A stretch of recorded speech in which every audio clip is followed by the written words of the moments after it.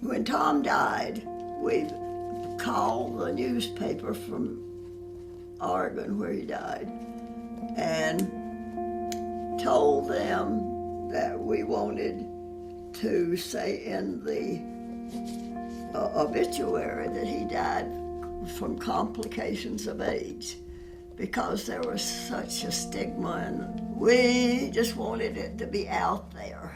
No questions about why he died. We wanted to be honest with the public. Yeah, we had a call, and a reporter came out. After that first article came out, we didn't know how people would react.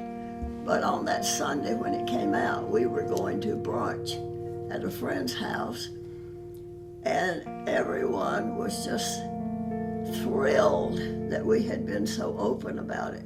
So then that really gave us courage. My name is Doris Fox. I am now 91 years old, and I hope to be 92. My name is Bob Fox. I'm 90, and I'll never catch up with her. After it came out in the paper, we began to get people call and asking us to make presentations around town. Well, we would talk about Tom. We would talk about our life when we found out he was gay, that it was difficult for me. Bob had no problem with it because he knew he had friends that were gay, but I was brought up as a Southern Baptist in South Carolina, and I didn't think I knew anybody that was gay. And so it came as a shock.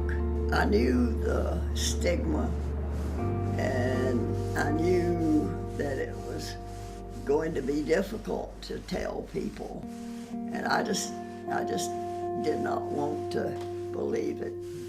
I knew that I was never going to have anything separate us, and that because we loved him dearly, and we just wanted to be a part of his life.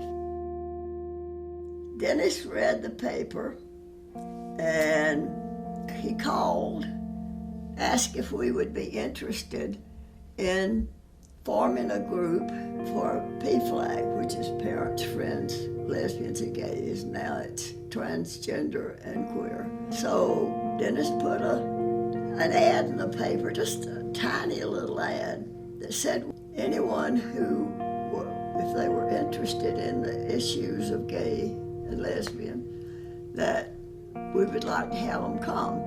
We did not know whether we would have one or if anybody would come.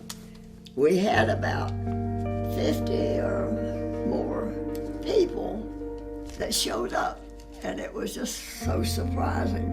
They did elect Doris as his first president, and she served for 20-some years. I was the figurehead. Dennis Hill was the person who took care of all the housekeeping. They were looking for information. They were looking for support in sharing our stories. That helped parents. Everyone would tell their story, and the kids whose parents were not happy about their child, they would get information, and some would change. But we had one military person who came. He said, "I'd just rather see my son dead." And all of a sudden, I couldn't help but say, "You don't know what you're talking about." It's really a sad event when parents just give up and almost divorce themselves from a member of their family. One of the saddest things that ever has happened.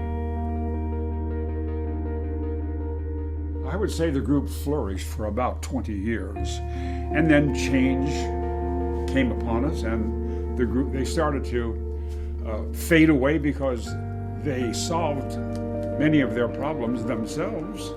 It had served a purpose at that time, and it was needed. And then there was no longer a need for PFLAG.